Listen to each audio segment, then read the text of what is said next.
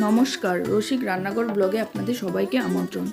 আজ আমি আপনাদের সামনে নিয়ে এসেছি আলু বেগুন দিয়ে কাতলা মাছের ঝোল, বাঙালি বাড়ির জনপ্রিয় রান্না। আশা করি আপনাদের ভালো লাগবে। আপনারা পুরো রেসিপি দেখার জন্য আমার পাশে থাকুন। চলুন আজকের রেসিপিটা তৈরি করে ফেলি। রান্না করার জন্য সব উপকরণ পরিমাণ মতো নিয়েছি। মাছ আর সবজিগুলো কেটে টুকরো করে পরিষ্কার জলে ভালোভাবে ধুয়ে নিয়েছি। রেসিপি তৈরি করার জন্য 3 পিস কাতলা মাছ নিয়েছি। আলু বেগুন দিয়ে কাতলা মাছের ঝোল রেসিপি আসলে অনেকের কাছে খুবই প্রিয়, আর প্রতিটা পরিবারের একটা আলাদা স্বাদ থাকে। যে কোনো বাঙালি বাড়ির রান্নাঘরে এই ঝোলের একটা আলাদা জায়গা আছে। একটা বাটিতে 3 পিস মাছ নিয়েছি। হাফ চামচ হলুদ গুঁড়ো, 1 চিমটি লঙ্কা গুঁড়ো,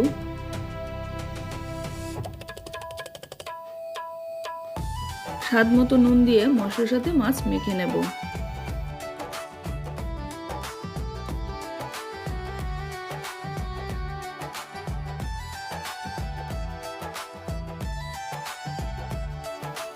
মাছ মাখানো হয়ে গেছে। চুলার আঁচ অন করে দিয়েছি। প্যান গরম হয়ে গেছে। প্যানে 4 চামচ তেল দিয়ে দেব। সব মিলিয়ে বানাবো আজকে একদম আলু বেগুন দিয়ে কাতলা মাছের ঝোল রেসিপি। যে একবার খাবে সে বারবার খেতে চাইবে। প্যানের গায়ে তেল লাগিয়ে দিলাম। তেল গরম হয়ে গেছে। মাছ ভাজি করার জন্য প্যানে মাছ দিয়ে দেব।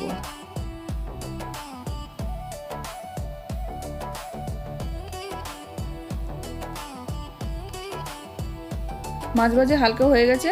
মাছগুলো এক পাশ উল্টে দেব।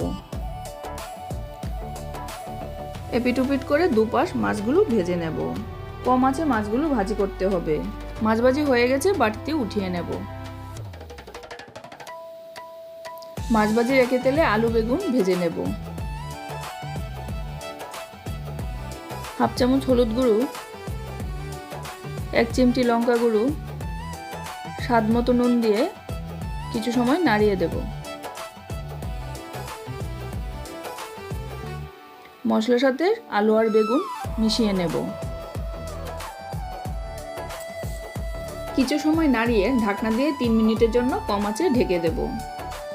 3 মিনিট হয়ে গেছে, ঢাকনা উঠিয়ে নেব। আলু বেগুন লাল লাল করে ভাজি করা হয়ে গেছে। কিছু সময় নাড়িয়ে বাটিতে উঠিয়ে নেব। ভাজি করার একই তেলে ফোড়ন দিয়ে দেব। একটা তেজপাতা, হাফ চামচ গোটা জিরে দিয়ে কিছু সময় নাড়িয়ে দেব। ফোড়ন থেকে সুন্দর গন্ধ বেরিয়ে আসলে 1 চামচ পেঁয়াজ বাটা, 1 চামচ জিরার গুঁড়ো, হাফ চামচ হলুদ গুঁড়ো, 1 চামচ লঙ্কার গুঁড়ো কিছু সময় নাড়িয়ে দেব। আলু বেগুন দিয়ে কাতলা মাছের ঝোল সত্যিই দারুণ স্বাদে ভরপুর। মৃদু মশলা আর মাছের নরম মিশ্রণে ঝোলের স্বাদ আরও মুখরোচক হয়। মশলা কষানোর পর পরিমাণ মতো জল দিতে হবে, তা না হলে মশলা পুড়ে যাবে। কাতলা মাছ আমাদের বাঙালির গর্ব। নরম আর সুস্বাদু এই মাছের ঝোল খেলে মন ভরে যায়। আলু আর বেগুনের মিষ্টি স্বাদ আর বেগুনের নরমতা মিলে এক অনন্য স্বাদের সৃষ্টি করে। মশলার গা থেকে তেল বেরিয়ে আসলে আগে থেকে ভেজে রাখা আলু বেগুন আর মাছ দিয়ে দেব। দুপুরবেলায় গরম গরম ভাতের সাথে থাকে আলু বেগুন দিয়ে মাছের ঝোল। ঝোলের জন্য পরিমাণ মতো জল দিয়ে দেব।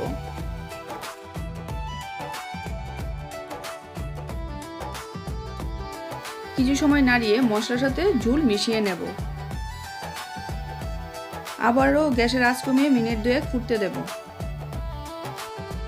ঝোলটা ভালো করে ফুটে উঠেছে আর মাছের ঝোলের গন্ধে রান্নাঘর ভরে গেছে।